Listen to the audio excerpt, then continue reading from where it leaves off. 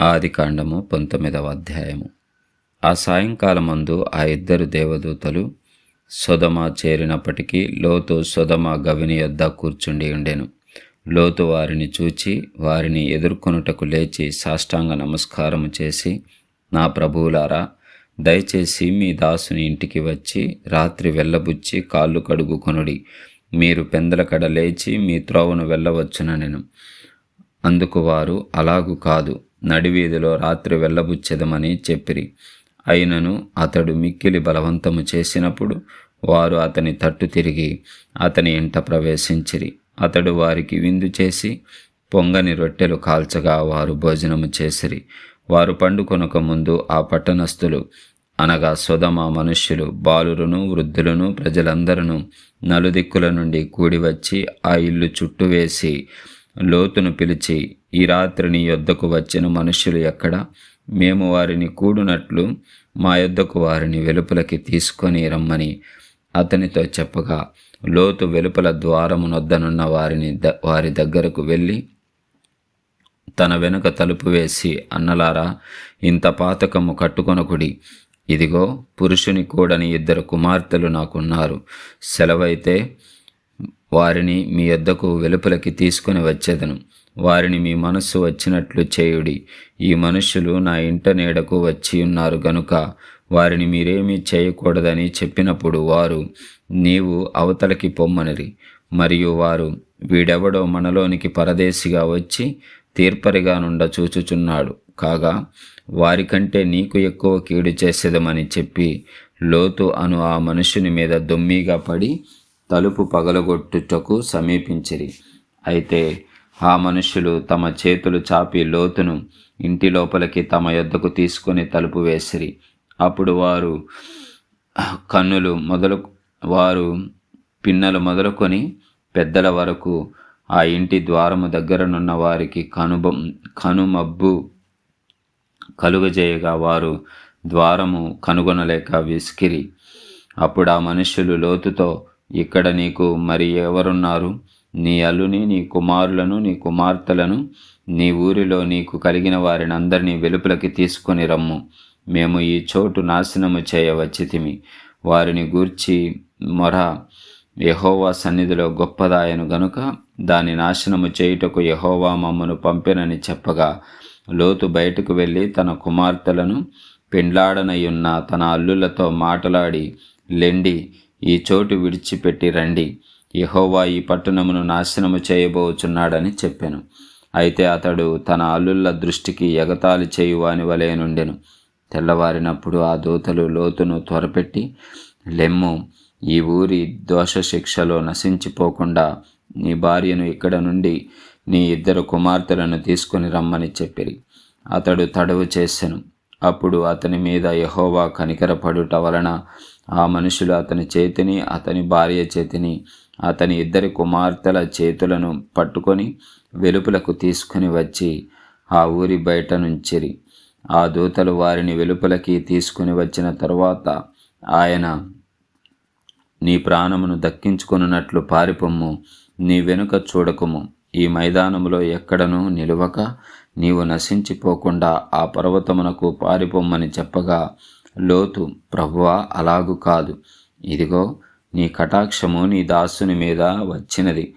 నా ప్రాణము రక్షించుట వలన నీవు నా ఎడల కనుపరిచిన నీ కృపను గనపరిచితిని. నేను ఆ పర్వతమునకు తప్పించుకొని పోలేను. ఈ కీడు నాకు సంభవించి చచ్చిపోవుదనేమో. ఇదిగో, పారిపోవుటకు ఈ ఊరు సమీపంలో ఉన్నది. అది చిన్నది. నన్నక్కడికి తప్పించుకొని పోనిమ్ము. అది చిన్నది గదా, నేను బ్రతుకుదనని చెప్పినప్పుడు ఆయన, ఇదిగో, నీవు చెప్పిన ఈ ఊరు నాశనము చేయను. ఈ విషయంలో నీ మనవి అంగీకరించి తిని నీవు త్వరపడి అక్కడికి తప్పించుకొని పొమ్ము. నీవక్కడ చేరు వరకు నేనేమీ చేయలేనెను. అందుచేత ఆ ఊరికి సోయరు అను పేరు పెట్టబడెను. లోతు సోయరుకు వచ్చినప్పుడు ఆ దేశమున సూర్యుడు ఉదయించెను. అప్పుడు యెహోవా సొదొమ మీదను గొమొర్రా మీదను యెహోవా యొద్ద నుండి గంధకములు అగ్నిని ఆకాశము నుండి కురిపించెను. ఆ పట్టణములను, ఆ మైదానమంతటిని ఆ పట్టణములలో నివసించిన వారినందరినీ నేల మొలకలను నాశనము చేసెను. అయితే లోతు భార్య అతని వెనుక నుండి తిరిగి చూచి ఉప్పు స్తంభమాయెను. తెల్లవారినప్పుడు అబ్రాహాము లేచి తాను యెహోవా సన్నిధిని నిలిచిన చోటికి వచ్చి సొదొమ గొమొర్రాల తట్టును ఆ మైదానపు ప్రదేశము యావత్తును చూడగా, ఇదిగో ఆ ప్రదేశము పొగ ఆవము పొగవలే లేచుచుండెను. దేవుడు ఆ మైదానపు పట్టణములను పాడు చేసినప్పుడు దేవుడు అబ్రహామును జ్ఞాపకము చేసుకొని లోతు కాపురమున్న పట్టణములను నాశనము చేసినప్పుడు ఆ నాశనము మధ్యన లోతు నశించకుండా అతని తప్పించెను. లోతు సోయరులో నివసించుటకు భయపడి తన 2 కుమార్తెలతో కూడా సోయరు నుండి పోయి ఆ పర్వతమునందు నివసించెను. అతడును అతని 2 కుమార్తెలను ఒక గృహలో నివసించిరి. అట్లుండగా అక్క తన చెల్లితో, మన తండ్రి ముసలివాడు, సర్వలోక మర్యాద చొప్పున మనతో పోవుటకు లోకములో ఏ పురుషుడునూ లేడు. మన తండ్రికి ద్రాక్షరసము త్రాగించి అతనితో శయనించి మన తండ్రి వలన సంతానము కలుగజేసుకుందము రమ్మని చెప్పెను. ఆ రాత్రి వారు తమ తండ్రికి ద్రాక్షరసము త్రాగించిన తరువాత అతని పెద్ద కుమార్తె లోపలికి వెళ్ళి తన తండ్రితో శయనించెను. కానీ ఆమె ఎప్పుడు శయనించెనో ఎప్పుడు లేచిపోయానో అతనికి తెలియలేదు. మరునాడు అక్క తన చెల్లిని చూచి, నిన్నటి రాత్రి నా తండ్రితో నేను శయనించి తిని ఈ రాత్రి అతనికి ద్రాక్షరసము తాగించిన తరువాత నీవు లోపలికి వెళ్ళి అతనితో శయనించుము. అలాగున మన తండ్రి వలన సంతానము కలుగజేసుకుందామని చెప్పెను. ఆ రాత్రియు వారు తమ తండ్రికి ద్రాక్షరసము త్రాగించిరి. అప్పుడు ఆ చిన్నది లేచి అతనితో శయనించెను.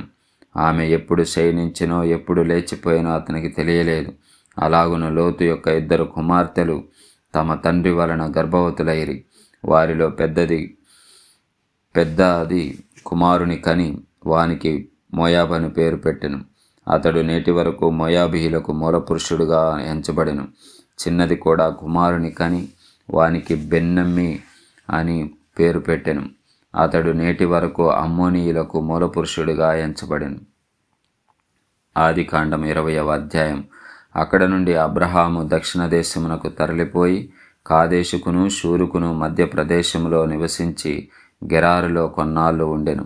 అప్పుడు అబ్రహాము తన భార్య అయిన శారాను గూర్చి, ఈమె నా చెల్లెలని చెప్పెను గనుక గెరారు రాజైన అబీమెలెకు శారాను పిలిపించి తన ఇంట చేర్చుకొనెను.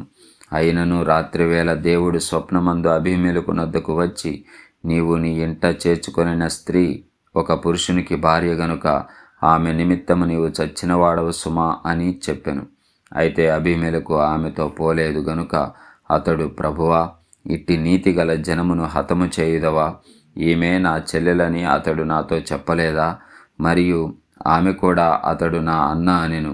నేను చేతులతో ఏ దోషము చేయక యథార్థ హృదయముతో ఈ పని చేసి తిననెను. అందుకు దేవుడు, అవును, యథార్థ హృదయముతో దీని చేసితివని నేను ఎరుగుదును. మరియు నీవు నాకు విరోధముగా పాపము చేయకుండా నేను నిన్ను అడ్డగించి తిని, అందుకే నేను నిన్ను ఆమెను ముట్టనీయలేదు. కాబట్టి ఆ మనుషుని భార్యను తిరిగి అతనికి అప్పగించుము. అతడు ప్రవక్త, అతడు నీ కొరకు ప్రార్థన చేయును, నీవు బ్రతుకుదువు. నీవు ఆమెను అతనికి అప్పగించని ఎడల నీవును నీ వారందరూ నిశ్చయముగా చచ్చెదరని తెలుసుకొనమని స్వప్నమందు అతనితో చెప్పెను. తెల్లవారినప్పుడు అబీమెలెకు లేచి తన సేవకులందరినీ పిలిపించి ఈ సంగతులన్నీ వారికి వినిపించినప్పుడు ఆ మనుష్యులు మిగుల భయపడిరి. అబీమెలెకు అబ్రహామును పిలిపించి, నీవు మాకు చేసిన పని ఏమిటి? నీవు నా మీదికి, నా రాజ్యము మీదికి మహాపాతకము తెప్పించినట్లు నేను నీ ఎడల చేసిన పాపమేమిటి? చేయరాని కార్యములు నాకు చేసితివని అతనితో చెప్పెను. మరియు అబీమెలెకు, నీవేమి చూచి ఈ కార్యము చేసితివని అబ్రహామును అడుగగా, అబ్రహాము, ఈ స్థలమందు దేవుని భయము ఏమాత్రము లేదు గనుక నా భార్య నిమిత్తము నన్ను చంపుదరనుకొని చేసితిని. అంతేకాక ఆమె నా చెల్లెలను మాట నిజమే. ఆమె నా తండ్రి కుమార్తె గాని నా తల్లి కుమార్తె కాదు. ఆమె నాకు భార్య అయినది. దేవుడు నన్ను నా తండ్రి ఇల్లు విడిచి దేశాంతరము పోవునట్లు చేసినప్పుడు నేను ఆమెను చూసి, మనము పోవు ప్రతి స్థలమందు ఇతడు నా సహోదరుడని నన్ను గూర్చి చెప్పుము. నీవు నాకు చేయవలసిన ఉపకారమిదే అని చెప్పి తినెను. అబీమెలెకు గొర్రెలను గొడ్లను దాసదాసి జనులను రప్పించి అబ్రహాముకిచ్చి అతని భార్య అయిన శారాను అతనికి తిరిగి అప్పగించెను. అప్పుడు అబీమెలెకు, ఇదిగో, నా దేశము నీ ఎదుటనున్నది, నీకిష్టమైన స్థలమందు కాపురముండమనెను. మరియు అతడు శారాతో, ఇదిగో, నీ అన్నకు నేను 1000 రూపాయలిచ్చి ఉన్నాను. ఇది నీ యొద్దనున్న వారందరి దృష్టికి ప్రాయశ్చిత్తముగా నుండుటకై ఇది నీ పక్షముగా ఇచ్చి ఉన్నాను. ఈ విషయమంతటిలో నీకు న్యాయము తీరిపోయినదనెను. అబ్రహాము దేవుని ప్రార్థింపగా దేవుడు అబీమెలెకును అతని భార్యను అతని దాసీలను బాగు చేసెను. వారు పిల్లలు కనిరి. ఏలయనగా అబ్రహాము భార్య అయిన శారాను బట్టి దేవుడు అబీమెలెకు ఇంటిలో ప్రతి గర్భమును మూసియుండెను. ఆదికాండము 21వ అధ్యాయము. యెహోవా తాను చెప్పిన ప్రకారము శారాను దర్శించెను. యెహోవా తానిచ్చిన మాట చొప్పున శారాను గూర్చి చేసెను. ఎట్లనగా దేవుడు అబ్రహాముతో చెప్పిన నిర్ణయ కాలములో శారా గర్భవతి అయి అతని ముసలితనమందు అతనికి కుమారుని కనెను. అప్పుడు అబ్రహాము తనకు పుట్టినవాడును తనకు శారా కనినవాడునైన తన కుమారునికి ఇస్సాకు అను పేరు పెట్టెను. మరియు దేవుడు అబ్రహాముకు ఆజ్ఞాపించిన ప్రకారము అతడు 8 దినముల వాడైన ఇస్సాకు అను తన కుమారునికి సున్నతి చేసెను. అబ్రహాము కుమారుడైన ఇస్సాకు అతనికి పుట్టినప్పుడు అతడు 100 ఏండ్లవాడు. అప్పుడు శారా, దేవుడు నాకు నవ్వు కలుగజేసెను, వినువారెల్లా నా విషయమై నవ్వుదురనెను.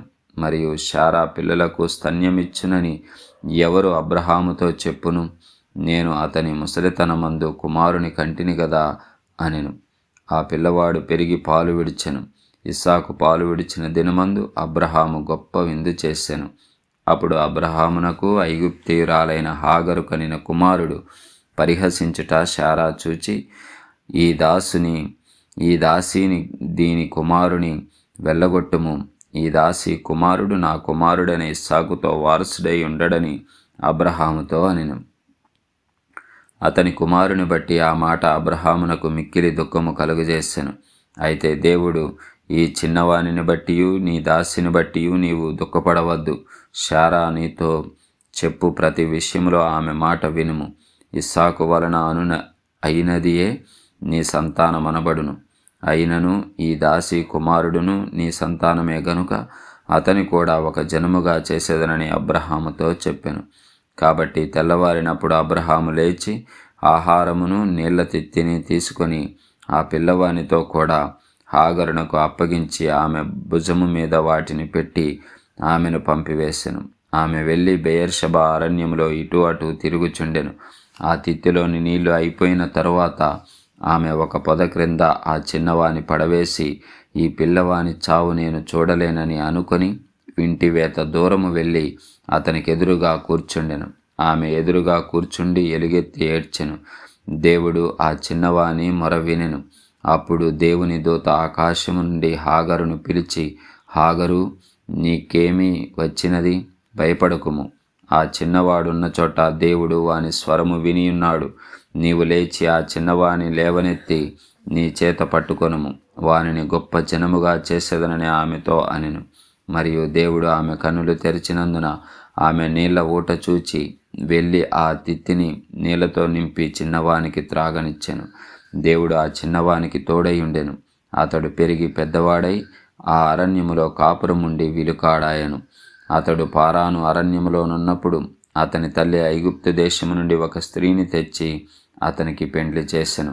ఆ కాలమందు అబీమెలెకును అతని సేనాధిపతి అయిన పీకోలును అబ్రహాముతో మాట్లాడి, నీవు చేయు పనులన్నింటిలోనూ దేవుడు నీకు తోడై ఉన్నాడు గనుక నీవు నన్నైనను నా పుత్ర పౌత్రాదులనైనను వంచింపక నేను నీకు చేసిన ఉపకారము చొప్పున నాకును నీవు పరదేశివై ఉన్న ఈ దేశమునకును చేసేదనని దేవుని పేరిట ఇక్కడ నాతో ప్రమాణము చేయమని చెప్పెను.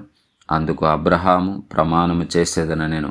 అబీమెలెకు దాసులు బలాత్కారముగా తీసుకొనిన నీళ్ల బావి విషయమై అబ్రహాము అబీమెలెకును ఆక్షేపింపగా, అబీమెలెకు, ఈ పని ఎవరు చేసిరో నేనెరుగనెను. నీవును నాతో చెప్పలేదు. నేను నేడే గాని ఈ సంగతి వినలేదని చెప్పగా అబ్రహాము గొర్రెలను గొడ్లను తెప్పించి అబీమెలెకుకు ఇచ్చెను. వారిద్దరూ ఇట్లు ఒక నిబంధన చేసుకొనిరి.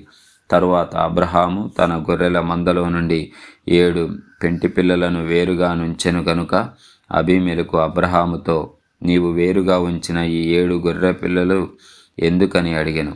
అందుకతడు, నేనే ఈ బావిని త్రవ్వించినందుకు నాకు సాక్షార్థముగా ఈ 7 గొర్రె పిల్లలను నీవు నా చేత పుచ్చుకొనవలెనని చెప్పెను. అక్కడ వారిద్దరూ అట్లు ప్రమాణము చేసుకొనినందున ఆ చోట బెయేర్షెబా అనబడెను. బెయేర్షెబాలో వారు అలాగూ ఒక నిబంధన చేసుకొనిన తరువాత అబీమెలెకు లేచి తన సేనాధిపతి అయిన పీకోలుతో ఫిలిష్తీయుల దేశమునకు తిరిగి వెళ్ళెను. అబ్రహాము బెయేర్షెబాలో ఒక పీచుల వృక్షము నాటి అక్కడ నిత్య దేవుడైన యెహోవా పేరిట ప్రార్థన చేసెను. అబ్రహాము ఫిలిష్తీయుల దేశంలో అనేక దినములు పరదేశిగా ఉండెను. ఆ సంగతులు జరిగిన తరువాత ఆదికాండం 22వ అధ్యాయం. ఆ సంగతులు జరిగిన తరువాత దేవుడు అబ్రహామును పరిశోధించెను. ఎట్లనగా ఆయన, అబ్రహామా, నీవు పిలువగా అతడు, చిత్తము ప్రభువా అనెను. అప్పుడాయన, నీకు ఒక్కడై ఉన్న నీ కుమారుని అనగా నీవు ప్రేమించు ఇస్సాకును తీసుకొని మోరియా దేశమునకు వెళ్ళి అక్కడ నేను నీతో చెప్పబో పర్వతములలో ఒకదాని మీద దహన బలిగా అతన్ని అర్పించమని చెప్పెను. తెల్లవారినప్పుడు అబ్రహాము లేచి తన గాడిదకు గంత కట్టి తన పనివారిలో 2 తన కుమారుడగు ఇస్సాకును వెంటబెట్టుకొని దహన బలి కొరకు కట్టెలు చీల్చి లేచి దేవుడు తనతో చెప్పిన చోటికి వెళ్ళెను. 3వ నాడు అబ్రహాము కనులెత్తి దూరము నుండి ఆ చోటు చూచి తన పనివారితో, మీరు గాడిదతో ఇక్కడనే ఉండుడి, నేనును ఈ చిన్నవాడును అక్కడికి వెళ్ళి దేవునికి మ్రొక్కి మరలా మీ యొద్దకు వచ్చేదమని చెప్పి దహన బలికి కట్టెలు తీసుకొని తన కుమారుడగు ఇస్సాకు మీద పెట్టి తన చేతితో నిప్పును కత్తిని పట్టుకొని పోయెను. వారిద్దరూ కూడి వెలుచుండగా ఇస్సాకు తన తండ్రి అయిన అబ్రహాముతో, నా తండ్రి అని పిలిచెను. అందుకతడు, ఏమి నా కుమారుడా అనెను. అప్పుడు అతడు, నిప్పును కట్టెలను ఉన్నవి గాని దహన బలికి గొర్రెపిల్ల ఏది అని అడుగగా అబ్రహాము, నా కుమారుడా, దేవుడే దహన బలికి గొర్రెపిల్లను చూచుకొనునని చెప్పెను. అలాగూ వారిద్దరూ కూడి వెళ్ళి దేవుడు అతనితో చెప్పిన చోటికి వచ్చినప్పుడు అబ్రహాము అక్కడ బలిపీఠమును కట్టి కట్టెలు చక్కగా పేర్చి తన కుమారుడగు ఇస్సాకును బంధించి ఆ పీఠము పైనున్న కట్టెల మీద ఉంచెను. అప్పుడు అబ్రహాము తన కుమారుని వధించుటకు తన చెయ్యి చాపి కత్తి పట్టుకొనగా యెహోవా దూత పరలోకము నుండి, అబ్రహామా, అబ్రహామా అని అతను పిలిచెను. అందుకతడు, చిత్తము ప్రభువా అనెను.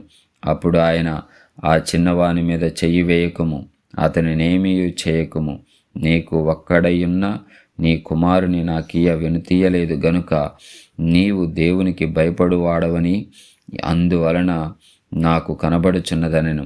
అప్పుడు అబ్రహాము కన్నులెత్తి చూడగా పొదలో కొమ్ములు తగులుకొని ఉన్న ఒక పొట్టేలు వెనుక తట్టున కనబడెను. అబ్రహాము వెళ్ళి ఆ పొట్టేలును పట్టుకొని తన కుమారునికి మారుగా పెట్టి దహన బలిగా అర్పించెను. అబ్రహాము ఆ చోటికి యెహోవా ఈరే అను పేరు పెట్టెను. అందుచేత యెహోవా పర్వతము మీద చూచుకొనును అని నేటి వరకు చెప్పబడును. యెహోవా దూత 2వ మారు పరలోకము నుండి అబ్రహామును పిలిచి ఇట్లనెను, నీకు ఒక్కడయ్యున్న నీ కుమారుని ఈయ వెనుతీయక ఈ కార్యము చేసినందున నేను నిన్ను ఆశీర్వదించి ఆకాశ నక్షత్రముల వలె సముద్ర తీరమందలి ఇసుక వలెను నీ సంతానమును నిశ్చయముగా విస్తరింపచేసేదను. నీ సంతతి వారు తమ శత్రువుల గవిని స్వాధీనపరచుకొందురు. మరియు నీవు నా మాట వినినందున భూలోకములోని జనములన్నీయు నీ సంతానము వలన ఆశీర్వదింపబడును. నా తోడని ప్రమాణము చేసి ఉన్నానని యెహోవా సెలవిచ్చెను. తరువాత అబ్రహాము తన పనివారి యొద్దకు తిరిగి రాగా వారు లేచి అందరూ కలిసి బెయేర్షెబాకు వెళ్ళిరి. అబ్రహాము బెయేర్షెబాలో నివసించెను. ఆ సంగతులు జరిగిన తరువాత అబ్రహామునకు తెలుపబడినదేమనగా, మిల్కా అను ఆమెయు నీ సహోదరుడగు నాహోరునకు పిల్లలను కనెను.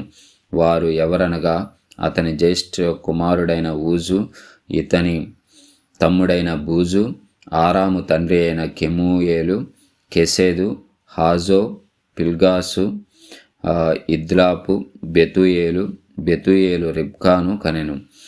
ఆ 8 మందిని మిల్కా అబ్రహాము సహోదరుడగు నాహోరునకు కనెను. మరియు రయూమా అను అతని ఉపపత్నియు తెబహును, గహమును, తహషును, మయాకాను కనెను. ఆదికాండము 23వ అధ్యాయం. శారా జీవించిన కాలము అనగా శారా బ్రతికిన ఏండ్లు 127. శారా కనాను దేశమందలి హెబ్రోనను కిరియతర్బాలో మృతి పొందెను. అప్పుడు అబ్రహాము శారా నిమిత్తము అంగలార్చుటకును ఆమెను గూర్చి ఏడ్చుటకును వచ్చెను. తరువాత అబ్రహాము మృతి పొందిన తన భార్య ఎదుట నుండి లేచి హేతు కుమారులను చూచి, మీ మధ్య నేను పరదేశిగాను పరవాసిగాను ఉన్నాను. మృతి పొందిన నా భార్య నా కనుల ఎదుట ఉండకుండా ఆమెను పాతిపెట్టుటకు మీ తావున నాకొక శ్మశాన భూమిని స్వాస్థ్యముగా ఇయుడని అడుగగా, హేతు కుమారులు, అయ్యా, మా మాట వినుము. నీవు మా మధ్యను మహారాజువై ఉన్నావు. మా శ్మశాన భూములలో అతి శ్రేష్టమైన దాని యందు మృతి పొందిన నీ భార్యను పాతిపెట్టుము. నీవు మృతి పొందిన నీ భార్యను పెట్టినట్లు మాలో తన శ్మశాన భూమి ఇయ్యనొల్లని వాడు ఎవడునూ లేడని అబ్రహాముకు ఉత్తరమిచ్చెను.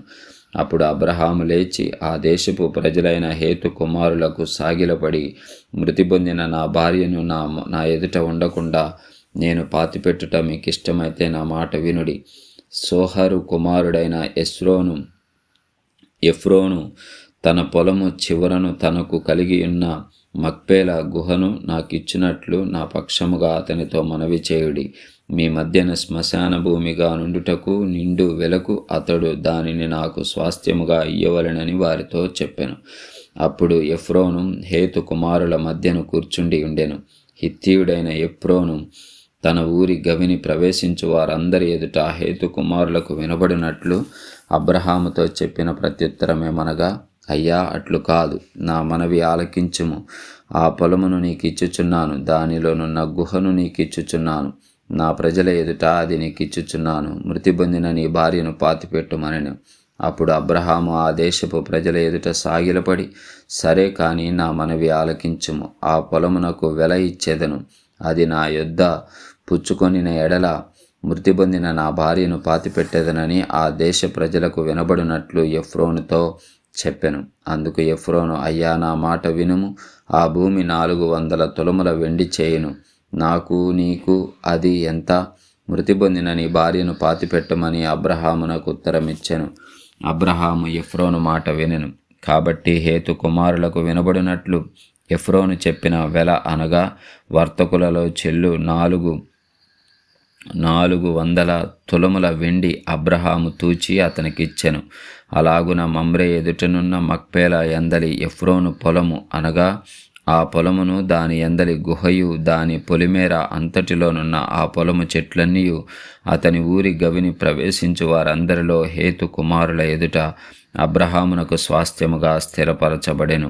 ఆ తరువాత అబ్రహాము కనాను దేశములో హెబ్రోనను మమ్రే ఎదుటనున్న మక్పేల పొలము గుహలో తన భార్య అయిన శారాను పాతిపెట్టెను.